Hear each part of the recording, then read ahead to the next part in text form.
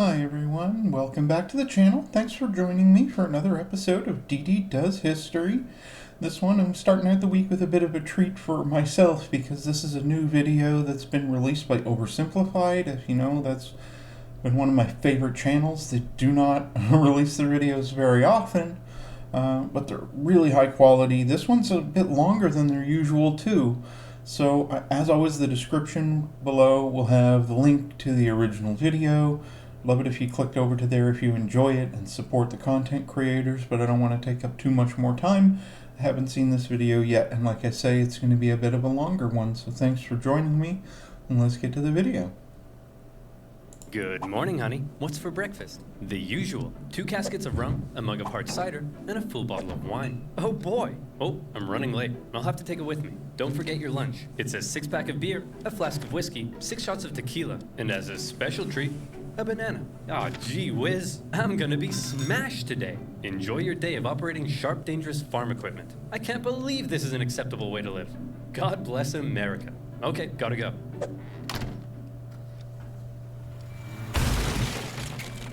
I love my life! America, the land of beautiful strip malls, top-class infrastructure, and wonderful urban sprawl. Ah, yes, beautiful America. But what's the most American thing you can think of? The Statue of Liberty? Mount Rushmore? A crazy lady in a mobility scooter yelling at a pigeon? Well, what if I told you the answer is alcohol? That's right. When the Puritans arrived on America's shores, they brought a ship packed with beer. George Washington provided his men with a daily cup of whiskey. Andrew Jackson's inauguration party left the White House so trashed that everybody had to be ordered outside. Frederick Douglass said whiskey made him feel like a president. Me too, Frederick. Me too. Americans drink at breakfast. Doctors prescribe their patients hard liquor. In the 19th century, Americans drank 3 times as much as their modern-day counterparts. That's a lot of whiskey. Hey, Jerry, how's that report coming along? Already done, sir. I've also organized your paperwork, watered your flowers, and been a father figure to your children. Wait a minute. What's that smell? Have you been drinking at work? No, sir, I would never. Well, why not? Everyone else is doing it, but I got all my work done. You're fired! Americans drink at work. They drink at barn raisins, baptisms, and public hangings. Heavy drinking was so normal that it was as American as apple pie. Hi, everyone. My name's Ron, and I'm an alcoholic. Get over yourself, Ron. We're all alcoholics. But more and more Americans began to wonder whether all of this truly was a normal way to live. Were Americans drinking, perhaps, a little too much? Well, one group in particular thought the answer to that was yes. You know them, you love them. Woman. Oh, crap! Woman! Wrong! Hang on! We just want to talk. Woman talking in public? That's outrageous. Come on, Fred. You've got 2 kids and a wife at home, yet here you are spending your entire paycheck on booze. And you, Dr. Spanky, you were on the cusp of discovering time travel. But what did you discover instead? The sweet, sweet joys of whiskey. That's right. Alcohol. It's destroying our families, our jobs, and our homes. She's right. Hang on, men. Don't let them get to you. This saloon is our safe space where our wives and children can't annoy us with reality, where we're free to be real men. Right? Right. I am a man. And what does it real men do? Take care of their families. I don't know what she's talking about. Do you take care of your family? No. We drink beer, we shoot guns, and we mud wrestle. As America's heavy drinking ruined more and more lives, moral resistance began to arise, and women were at the forefront, taking matters into their own hands at a time when women doing just about anything was shocking. They'd had enough of being victim to their husband's heavy drinking, and they were going to do something unprecedented. You're going to what? I'm going to protest.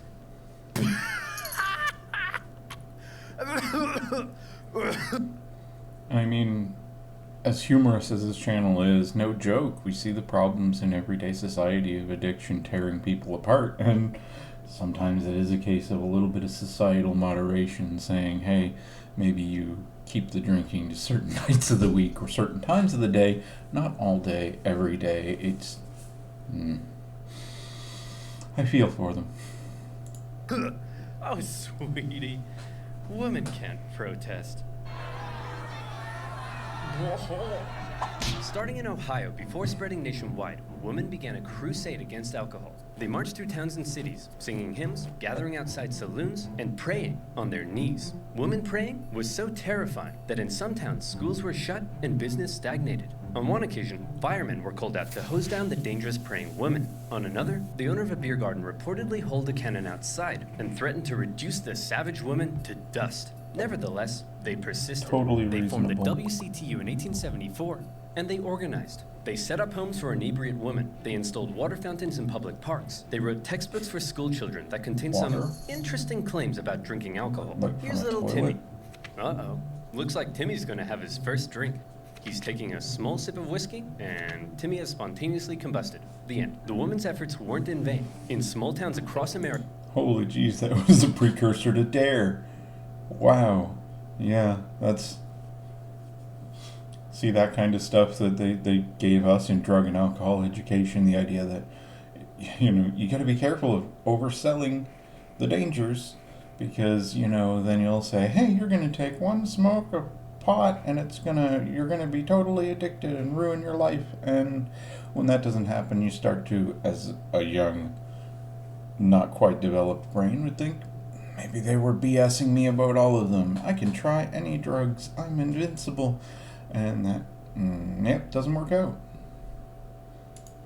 drugstores agreed to stop fulfilling prescriptions for alcohol. Men committed themselves to giving up drink. Inspired by the women's moral fervor, some saloon owners closed their doors. The Women's Crusade and other temperance movements were forcing people to reconsider alcohol's role in society, and more people began to side with the growing temperance movement. Many states had even begun enacting their own dry laws that restricted the sale and use of alcohol. One of them was Kansas, where alcohol had been outlawed since 1881. Despite this, many illegal saloons remained open, and authorities had done just about nothing to stop them. One woman, disgusted by what she saw, decided she would take the law into her own hands. And not just any woman, a terrifying, hatchet-wielding, sweet old lady named Carrie Nation. Armed with her trusty hatchet and a bag of what she called smashers, she traveled from town to town visiting saloons. But she wasn't there to get smashed. She was there to smash. The men could do nothing but cower as sweet little Carrie hulked out and tore the place to shreds. She went to Kiowa and smashy smashed. Wichita, smashy smash. Topeka, smashy smash. On a couple of occasions, she was arrested, but each time they were like, okay, Carrie, we're gonna let you go so long as you promise to be a good girl and not smash up any more saloons, okay? Screw you, pig! Yeah, I think she's gonna be all right. Smash, smash, smash. Carrie's tactics shocked the other members of the Women's Christian Temperance Union, but she assured them, and this is a quote, "Ladies, you do not know how much joy you will have until you smash, smash, smash." Carrie became a household name, and she hoped her unusual tactics would spread across the country. But unfortunately, many of the women's movements eventually slowed down. Why? Well, because of this kind of thing. Thelma, I ripped my pants again. Ugh, well, you'll have to sew them yourself because I'm going out protesting. What? I don't know how to sew. What if I burn the house down and get eaten by alligators? What? Don't be stupid, Mitch. Look, I've gotta go. Call me stupid? She's the one who's stupid.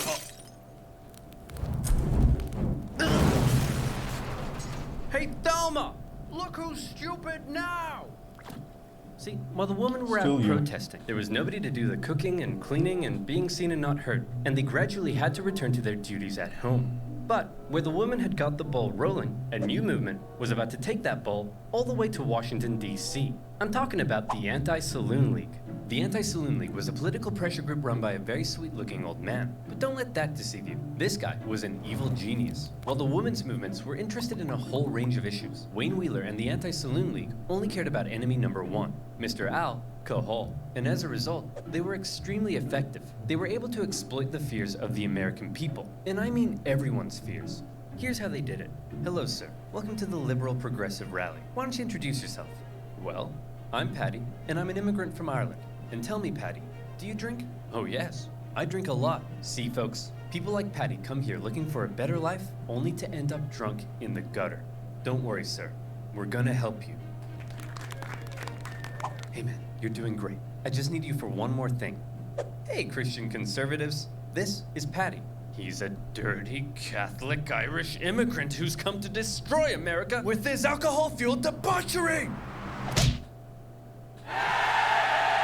Workers were told alcohol was a capitalist ploy to keep them subjugated. Factory owners were told alcohol was making their irresponsible workers lazy. The black community was warned alcohol was hindering its progress, while racists were warned alcohol would turn black men into brutes. In one of the most confusing eras of American politics, totally opposing groups found themselves agreeing on at least one thing: alcohol was bad. The Anti-Saloon League also made great use of propaganda, something prohibitionists have been doing for decades. Take this specimen, for example, that warns what will happen to you if you start drinking. Let's see. First you take a drink, you get a little rowdy, okay. You make some new friends, nice. Then you become homeless. You turn to crime, and But the most effective tactic Wheeler used to force prohibition on America was pressure politics. In any election he could, Wheeler very successfully rounded up support against any politician who was in favor of alcohol. In Ohio alone, he had 70 state representatives and the popular Republican governor ousted from office and replaced with prohibitionists. Suddenly, every politician in America was afraid of Wayne Wheeler. Even those who enjoyed alcohol in private began pretending to be against it in public. Alcohol is delicious. Malicious. Sorry, Wayne. I'm really drunk right now. Then it really hit the fan in 1917, when America found itself fighting in the First World War against Germany. Anti-German sentiment exploded. Sauerkraut became Liberty cabbage. German measles became Liberty measles. And Dachshunds became the embodiment of evil. See, America? You've always been this way. The biggest brewers in America were German, and Wheeler saw to it that drinking alcohol became akin to pro-German treason. The German brewers desperately tried to fight back, creating their own propaganda, presenting beer as a healthy beverage, one that you could even give to your kids. As you can imagine, it didn't go down well. President Wilson instituted some temporary wartime prohibition measures to save grain for food, and with many in the country now in support of prohibition, Well, considering just in these last few weeks this month, Tropicana Juice Corporation has been marketing the idea of drinking in secret as self-care for parents. Take a me moment. Like, how far we haven't come yet. all that was left was to make it law. One problem was that taxes on alcohol made up nearly 40% of the US government's annual revenue, and the government wasn't just about to give that up. No problem. The Anti-Saloon League helped lobby for the creation of a new income tax on the American people. And just like that, the government was no longer reliant on alcohol. Prohibition was finally introduced to Congress in 1913, not just as a law, but a constitutional amendment. In 1917, as the House held their final vote on the Prohibition Amendment, Wheeler was watching from the gallery. You spineless cowards. I know half of you drink, yet here you are bowing down to Ned Flanders up there. Look at him, like he's some kind of Caesar. Ugh, don't be so dramatic. I obviously don't think I'm Caesar. Now release the lion. In the end, Prohibition passed the House easily, 282 votes to 128, and the states ratified the new amendment by 1919. America, a nation obsessed with liberty and freedom, had just voluntarily given up its private right to choose whether or not to drink alcohol. We did it, folks. We fixed everything. America will be perfect forever. But you just dissolved America's 5th largest industry and lost tens of thousands of jobs for us immigrants. No, you idiot. You don't get it. We helped you, idiot. Ugh, I could really go for a beer. Oh, no! Immediately after Prohibition went into effect, alcohol consumption in America decreased as Americans followed the law and tried not drinking. Man, if we're gonna be law-abiding good boys, we need something else to fill the dark, lonely void that delicious beer once did. Well, how about we crack open a nice cold can of water? Hell yeah! Toss it over. Nah, this isn't doing it for me. Let's try knitting. This isn't filling the dark void at all. Wanna play some kites? Ah, screw it. Let's go get some illegal beer. While it seemed like many Americans supported Prohibition, after the law went into effect, it seemed like just as many Americans intended to keep on drinking, and they would go on to find a variety of ways to break the new law. Here's a question for you. Do you like breaking the law? Well, shame on you. Or do you like saving money when you shop online? Then you should use Honey. Do you ever shop in store? Time. Of course not. Then you'd have to talk to real-life people. Get your Yuck. money Oversimplified. You'd rather shop online in the comfort and darkness of your mom's basement. And better yet, you can save money when you shop online with Honey. Honey is a free browser extension that scours the internet for promo codes and automatically tests them when you're checking out. Look at me. I'm buying a Baby Yoda smartwatch to increase my chances of getting a girlfriend. And look, this magic dancing coin man has a promo code for me. Holy heckin' balls! I just saved $18.75. Watch out, ladies. And guess what? Those of you who've already installed Honey using my link have found over $247,000 in savings. So what are the rest of you waiting for, you big dumb stinky idiots? It's free and can be easily peasily installed in 2 clicks. So get Honey for free today by going to joinhoney.com/oversimplified. That's joinhoney.com/oversimplified. And as always, you'll be supporting my channel. So thank you. If you want to. Now where were we? Oh yeah. Punching Patty, passing Prohibition, and procuring pints.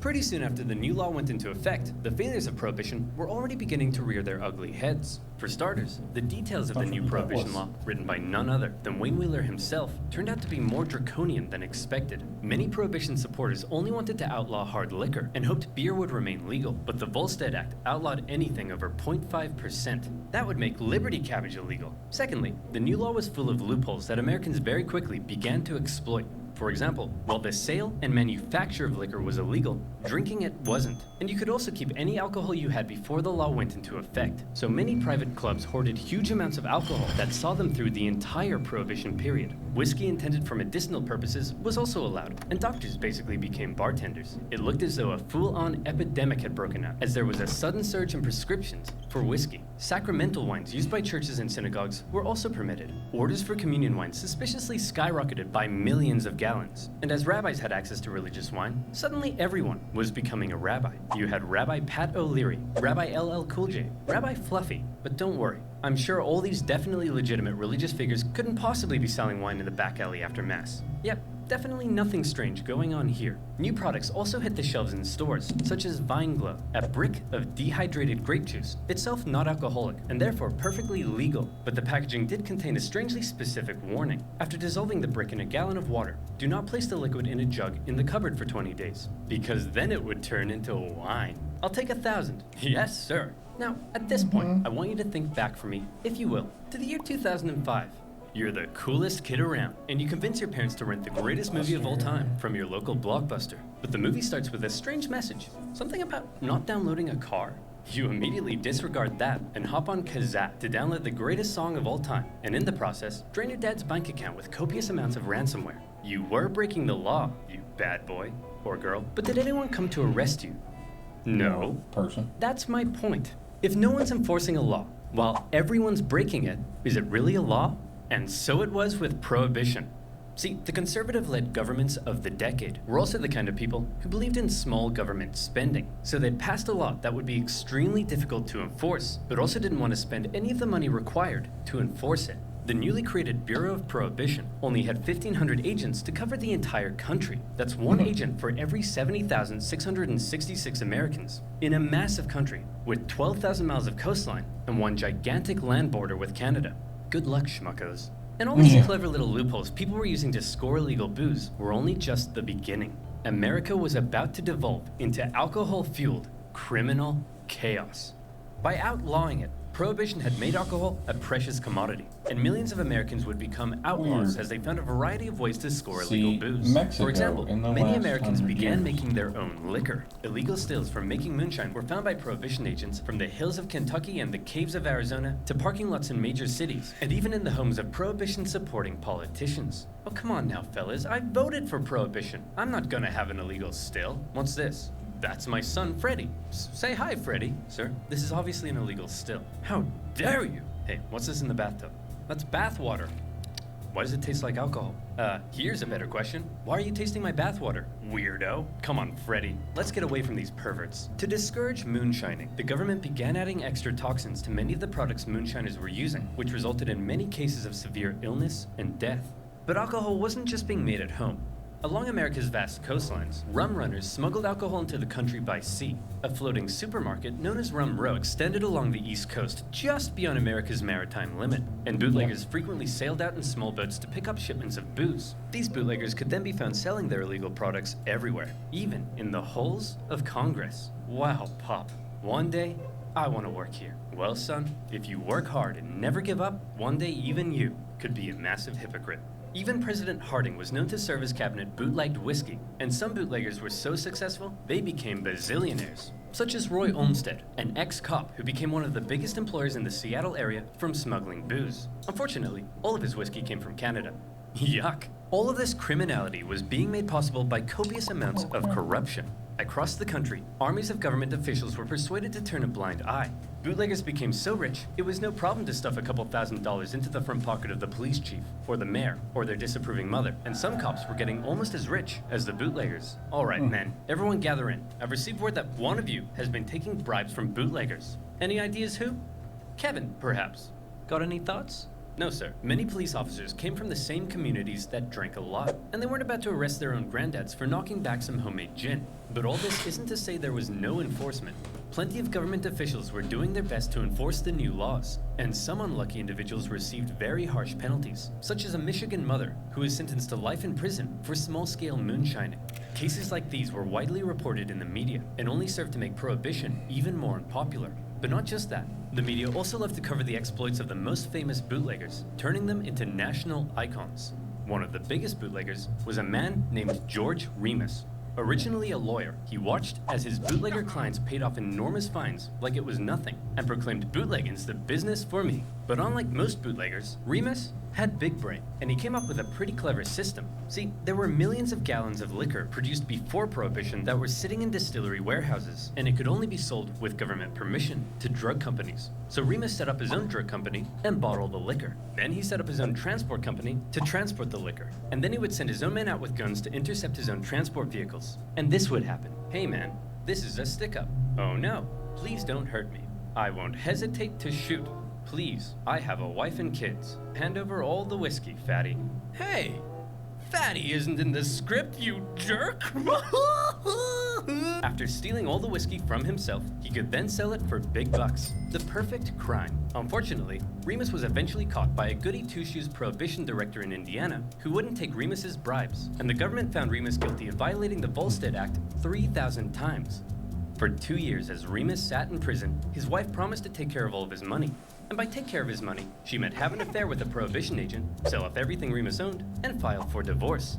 When Remus finally got out and found his big fancy mansion empty with his wife gone, he reportedly broke down in tears. A few months later, during their divorce trial, he spotted his wife in a car in Cincinnati. Remus hopped in a cab and asked the driver to run her off the road. The driver was like, okay. Then Remus got out of the cab and shot his wife dead.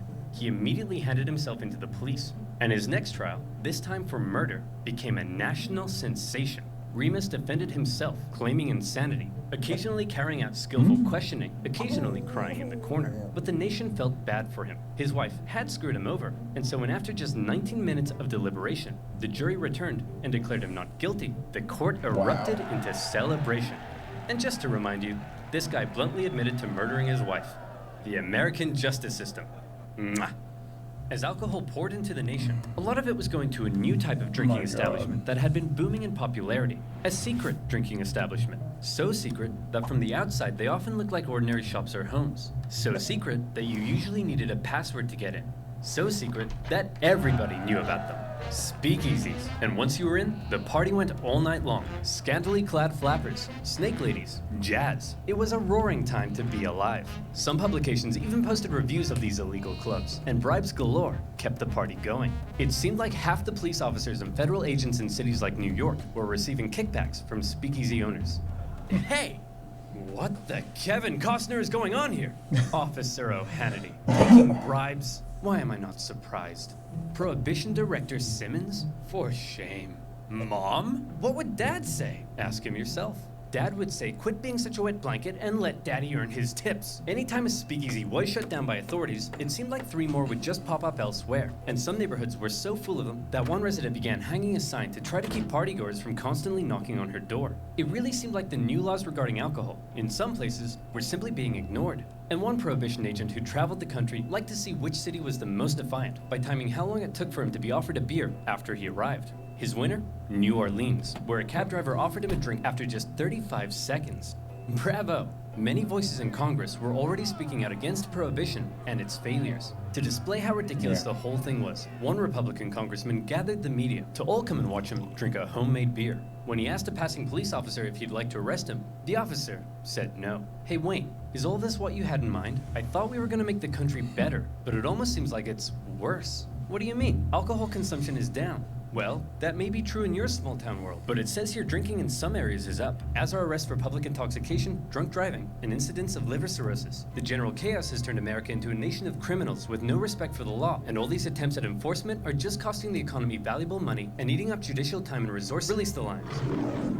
The social change and corruption that Wheeler and the Anti-Saloon League had been so eager to prevent, in the cities at least, was surging. See, when something's legal, you can usually regulate and control it. But make that thing illegal, and often anything becomes fair game. Legal drinking age, gone. Mandatory closing hours for clubs and bars, gone. Some of these things were what was brought up here in Canada recently as we went and decriminalized and legalized marijuana and cannabis. Oh my geez, they're gonna legalize it and it's gonna get in the hands of kids now. I'm sorry, kids have an easier time getting illegal pot than getting alcohol because it's regulated, because it's going to be used. Prohibiting these substances never makes them go away. It never removes the problem. It never helps the addicts. So there are lessons to be learned, like in anything in history. As removed as this is from where we are today in some ways, there are always lessons to be learned, and there are important ones to be learned about how to make a better society for ourselves. Other unspoken sociocultural rules surrounding alcohol, gone, gone, gone. In speakeasies, different genders and ethnicities were beginning to mingle in a way they hadn't done before. The Roaring Twenties saw a monumental shift in culture, not least of all because now men and women could flirt in public without being damned for eternity. An outraged Wayne Wheeler did his best to make sure that anyone breaking the law was punished. He had even stricter legislation put in place in New York. But all this did was clog up the justice system with petty drinking violations, and judges began letting everyone off with light fines, so the judges could get back to dealing with things that actually mattered. Things like murder. And there was plenty of murder, because bootleggers and moonshiners were one thing, but Prohibition had given another kind of criminal an opportunity to make a fortune. Mobsters and gangsters. Hey Fat Tony, big news. Hey Fat Joey, what's up? I just got word from Fat Louie here that the government's outlawing alcohol. You know what that means. That means we're gonna be rich. Quick, call Fat Polly and let's go hijack a liquor truck now. All right. Hang on, let me tell my wife first. Hey, Fat Susan! No pizza for Fat Joey tonight, capiche? Stop calling me Fat Susan! Come on! Rival gangs began to battle in America's cities, raiding each other's transports, assassinating rivals, and trying to take control of their city's illicit booze trade.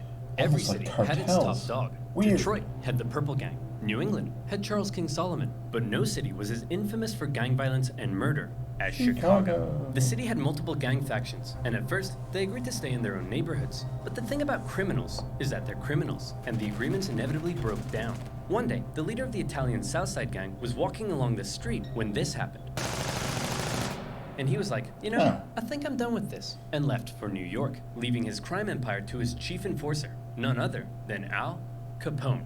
Having been knifed in the face in his younger years, Capone earned himself the name Scarface. Although interestingly, he hated that nickname and preferred to be called Snorky. Snorky was ruthless, just like any other gang leader in America. But what set him apart from others, the reason he's become synonymous with 1920s gang warfare, is this. Most other gang leaders would try to keep a low profile because, they're killing and murdering and stuff. But Capone lived for the fame and kept an extremely high public profile, frequently speaking with the media about his exploits and presenting himself as a gracious host, providing Chicago with good times. No need to thank me, fellas. I just provide the city with a valuable commodity while doing away with the competition. You mean you murder people? Whoa, who said anything about murder? I just, force my rivals underground. When you do the thing with the hands, it seems like you're talking about murder. Whoa, look at you with the brains. No, I just help people retire from life. So murder. Whoa! Al Snorky Capone was somewhat of an enigma, brutal in how he dealt with enemies, but in front of the camera, he was all smiles. One day, he'd be ordering hit after hit. The next, he'd be signing autographs in Wrigley Field.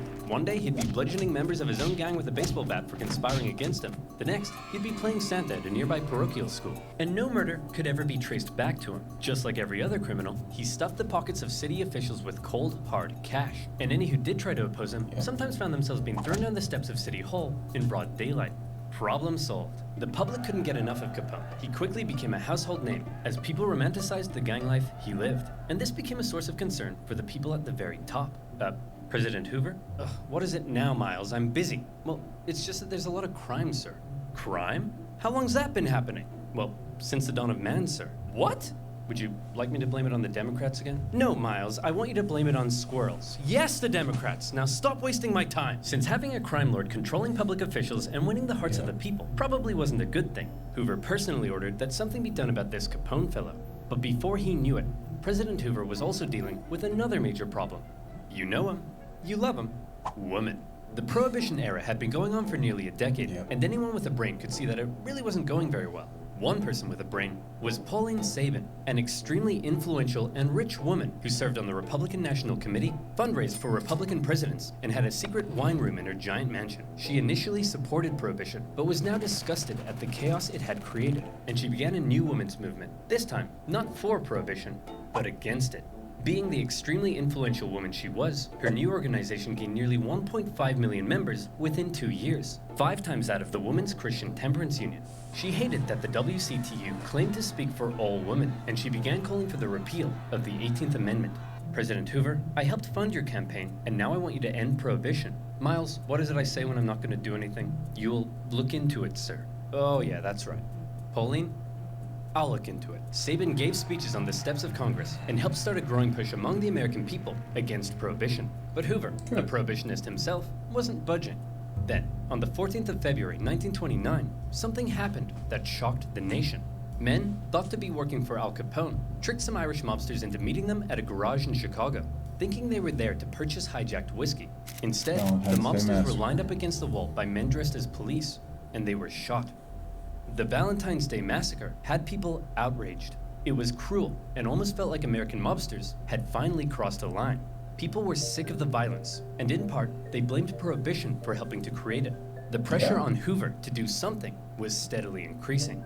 Fine. Miles, I want you to put a report together to see if this whole thing is working. You mean the thing where mobsters are becoming increasingly powerful and massacring each other in the streets and everyone is disregarding the law and half our public officials are corrupt and taking bribes? That thing? Yeah, I want to know if it's working or not, Miles. Stop wasting my time! Hoover continued to drag his feet on Prohibition, but after the Valentine's Day Massacre, he was still determined to do one thing. He wanted Al Capone in prison. Since Capone had been so careful, the FBI were having a hard time charging him with anything, but eventually, they got him.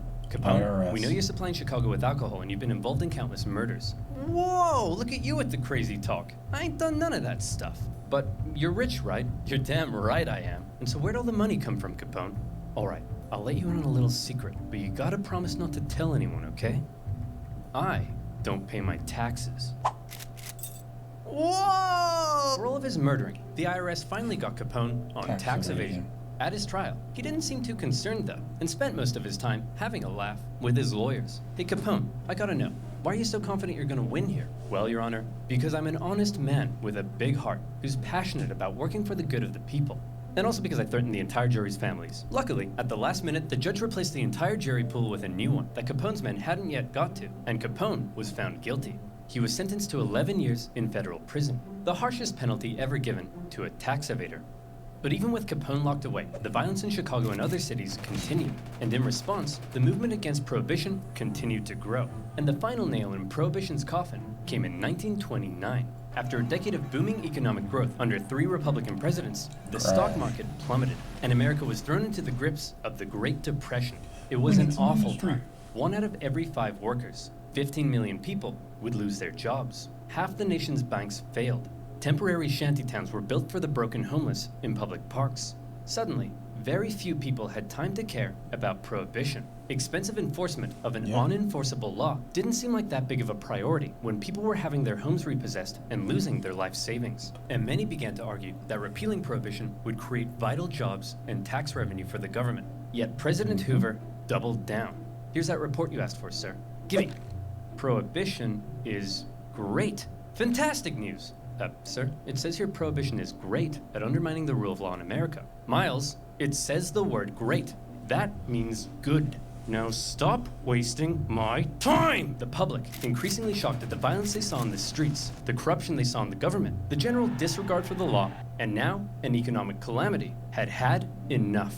For his re-election, Hoover faced a Democratic candidate who promised to finally do something about prohibition, Franklin D. Roosevelt. Crowds cheered as FDR made his campaign speeches promising to modify the Volstead Act, and Pauline Sabin, a lifelong Republican, along with her 1.5 million supporters, endorsed Roosevelt. And on Election Day, it was a landslide. Before FDR had even taken office, Republicans in Congress began the process of passing the 21st Amendment to repeal Prohibition. One of FDR's first acts as president was to pass the Beer Permit Act, which made beer legal while the new amendment was being ratified. In 1933, with the passage of the 21st Amendment, Prohibition was finally over, and the people celebrated like they'd just won a world war. Bars and taverns were packed. The WCTU were inconsolable. Wayne Wheeler was dead, and the celebration, particularly in America's cities, was intense. Heading into the mid-1930s, the effects of Prohibition were clear to see.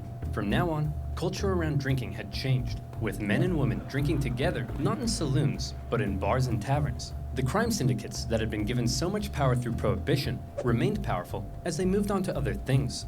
Some states opted to remain dry, with Oklahoma only repealing its prohibition laws in 1959. To this day, there are still counties in America with some form of prohibition. So what did we learn today, kids? What's the big lesson here? What's the moral of this story that we can all take away and apply to our day-to-day lives? Maybe that you shouldn't force your own morals on others who don't share them? Maybe that if you tell Americans not to do something, that's the one thing they'll definitely do. Or maybe there is no lesson. Maybe we're all just a bunch of dumb, stinky idiots, and we're all doomed. The end.